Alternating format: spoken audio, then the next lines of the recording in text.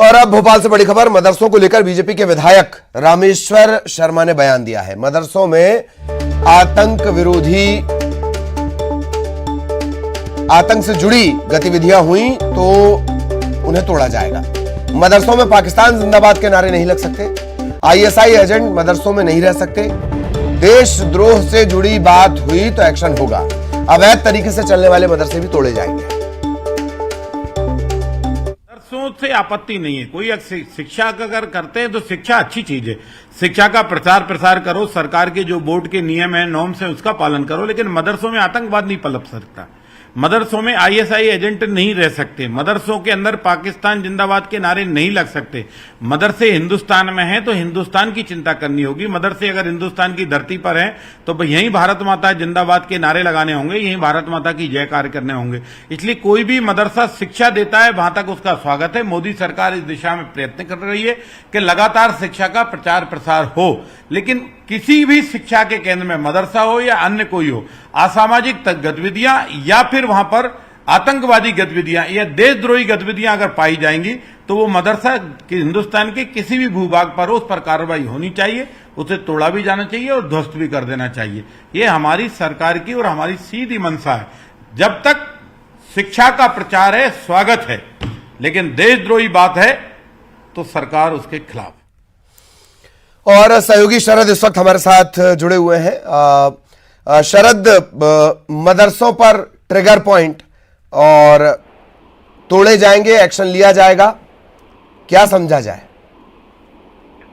बिल्कुल, देखिए, दरअसल ये बात इस वजह से उठी है कि एक खबर इस तरीके की आई उत्तर प्रदेश है कि वहां पर जो मदरसे हैं उनका जो सर्वे है वो किया जा रहा है। तो उसके बाद कुछ सवाल यहाँ मध्य प्रदेश में भी उठे और इसी को लेकर जब बीजेपी के विधायक रामेश्वर शर्मा, जो आमतौर पर अपनी बात मुखर होकर रखते हैं, खासतौर से अगर ऐसा कोई विषय है तो उस पर, और उसी को लेकर उन्होंने कहा है कि कोई मदरसा अगर वो शिक्षा का प्रसार कर रहा है तो अच्छी बात है, उसमें कोई दुरा नहीं, लेकिन अगर किसी तरीके की आतंकवादी गतिविधि या देश विरोधी गतिविधि या कोई ऐसी गतिविधि जो गलत तरीके से संचालित हो रही है, अगर होती है तो फिर उस पर एक्शन होगा। ये बात बीजेपी के विधायक रामेश्वर शर्मा ने कही है।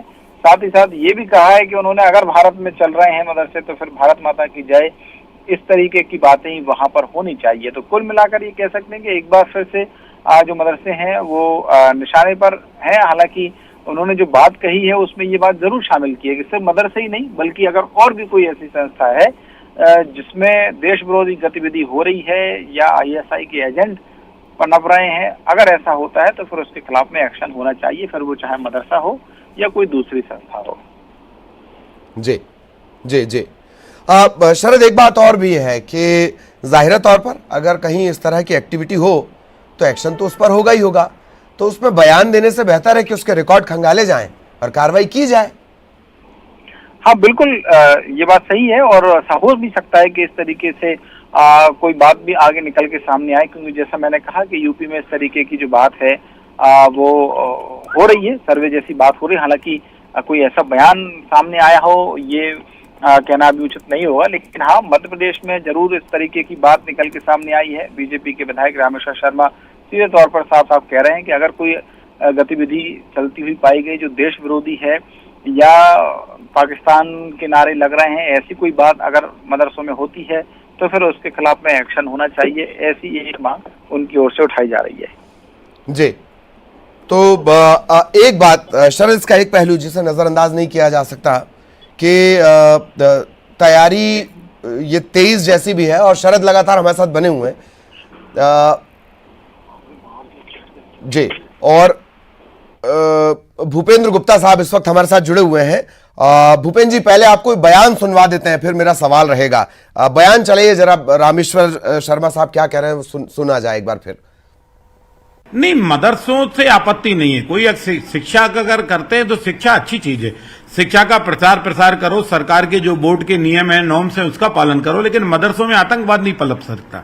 मदरसों में आईएसआई एजेंट नहीं रह सकते, मदरसों के अंदर पाकिस्तान जिंदाबाद के नारे नहीं लग सकते। मदरसे हिंदुस्तान में हैं तो हिंदुस्तान की चिंता करनी होगी। मदरसे अगर हिंदुस्तान की धरती पर हैं तो यहीं भारत माता जिंदाबाद के नारे लगाने होंगे, यहीं भारत माता की जयकार करने होंगे।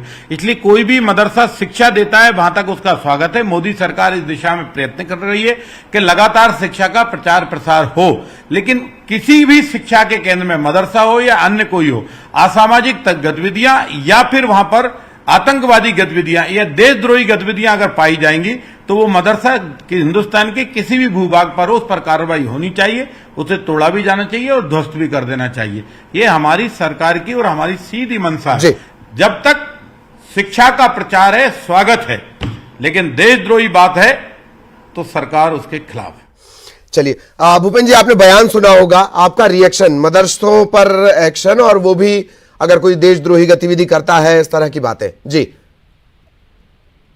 ये जो उद्देश्य है इस तरह के बयान जारी करने का, वो उद्देश्य महत्वपूर्ण है।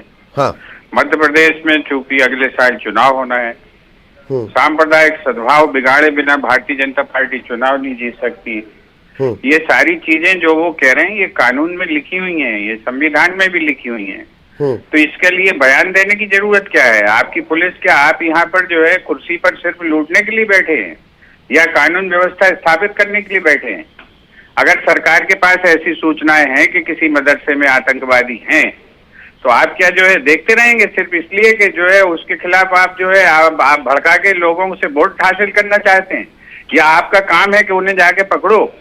ये जो फर्जीवाड़ा ये जो करना चाहते हैं, अगर सरकार के पास इसकी पुख्ता जानकारी, ये तो संवैधानिक पद पर रहे हैं, प्रोटेम स्पीकर थे, जिन्हें ये बताना चाहिए कि सरकार के पास क्या इस तरह की कोई पुख्ता जानकारी है, और है तो किन किन मदरसों के अंदर आतंकवादी रह रहे हैं। जी, ये प्रदेश की जनता को समझाओ। जी, उसके लिए ये बयान दे के जो है अपनी केवल जो है भारतीय जनता पार्टी में अपनी दुकान सजाने का काम कब तक करते रहोगे? देश के लिए काम करने की कसम खाई है आपने। भूपेंद्र जी, पंकज चतुर्वेदी साहब हमारे साथ जुड़े हुए हैं, उनका भी एक रिएक्शन ले लिया जाए। पंकज जी, मदरसों पर कार्रवाई की जाएगी, अवैध या देशद्रोही किस्म की कोई बात हो, सवाल यह है कि बयान क्यों दिया जा रहा है? 7,700 तकरीबन रजिस्टर्ड मदरसे हैं, कार्रवाई होनी चाहिए, गलत पर कार्रवाई होनी ही चाहिए। पंकज जी, देखिए, आपने खुद ही उत्तर दिया ललित जी के अवैध और गैर कानूनी गतिविधि जो करें, तो जो रजिस्टर्ड है उनका तो विषय नहीं है। जो रजिस्टर्ड नहीं है उनकी बातचीत है जी। जो अवैध यानी जो नॉन रजिस्टर्ड है, जो रजिस्टर्ड नहीं है जी, तो जो रजिस्टर्ड नहीं है वो अपने आप ही गैर कानूनी है। भाई, कानून का उल्लंघन है ना, आपने रजिस्ट्रेशन क्यों नहीं करा? पहले तो यही गलती है। हाँ। तो जो अवैध है, हाँ, नहीं, सवाल यही देखिए, उषा ठाकुर कह चुकी है यही बात, इसके बाद अब रामेश्वर शर्मा साहब यही बात कह रहे हैं, कार्रवाई होनी चाहिए, कार्रवाई एक्शन क्यों नहीं है? ललित जी वही तो आग्रह आपसे कर रहा हूँ मैं कि ऐसे मदरसे जो लीगली परमिशन के साथ नहीं है, अवैध रूप से संचालित हो रहे हैं, उनकी जांच की जानी चाहिए। क्या सरकार को जांच नहीं करनी चाहिए? सरकार जांच कर रही है, जांच करके क्योंकि सरकार की कार्रवाई की एक प्रक्रिया होती है। ऐसा नहीं कि कहीं भी गए और जाकर तोड़ दिया। हाँ। तो कार्रवाई की प्रक्रिया होती है। उस प्रक्रिया के पश्चात ये तय किया जाएगा कि यदि ये पहली प्रथम दृष्टया तो ये बिना अनुमति के हैं तो वो गलत है, नियम विरुद्ध है ये, और नियम विरुद्ध है, बिना अनुमति के यदि गतिविधियां भी ऐसी होंगी जो अनुमति के दायरे के बाहर होंगी, कानून की परिधि के बाहर, निश्चित तौर पर कार्रवाई होगी, और कार्रवाई करने की एजेंसियां हैं वो अपना काम करेंगे। तो मेरा आशय ललित जी सिर्फ इतना सा है कि मैं या कोई और हो, मैं हूँ, आप हो, हम सबको इस एक मूलभूत सिद्धांत का ध्यान रखना है कि प्रॉपर लेजिटिमेट परमिशन, विधिवत कानूनी अनुमति होना चाहिए, नंबर 1। नंबर 2, गतिविधियां संदिग्ध नहीं होनी चाहिए। जो रजिस्टर्ड 750 मदरसे, 7,500 आपने बताए, उनका तो विषय है ही नहीं, उनको तो सरकार अनुदान देकर संचालित कर रही है। तो हम किसी धर्म के खिलाफ नहीं, जैसा कांग्रेस प्रचारित करती है, सबका साथ, सबका विकास, सबका विकास। क्या पंकज जी ऐसा भी है कि चुनावी दौर या चुनावी वक्त में या चुनावी जब चुनाव के मुहाने पर है मध्य प्रदेश, तभी ये एक्शन और प्रोसीडिंग की बात आ रही है? नहीं, चुनाव से इसको कोई विषय नहीं, ये तो सरकार की कार्रवाई। चुनाव में तो अभी समय मध्य प्रदेश में 1.25 साल है मध्य प्रदेश के चुनाव में। नहीं, आप लोग बोलते हैं ना कि हम तैयारी कर रहे हैं, इस वजह से सवाल था। देखिए ललित जी, भारतीय जनता पार्टी कभी भी चुनाव केंद्रित राजनीति नहीं करती कि 23 का चुनाव, अभी 24 का, फिर 28 का, 29 का।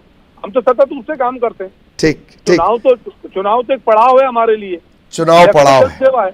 जी यही तो जन सेवा है। ठीक ठीक। पंकज जी, आपको जुड़ने में भी देरी हो गई थी, बहुत बहुत धन्यवाद आपका। भूपेंद्र जी, आपका भी बहुत बहुत शुक्रिया। शरद लगातार हमारे साथ बने रहे, ये खबर भी शरद इसकी विस्तार से जानकारी दे रहे थे। शरद, आपका भी बहुत बहुत धन्यवाद।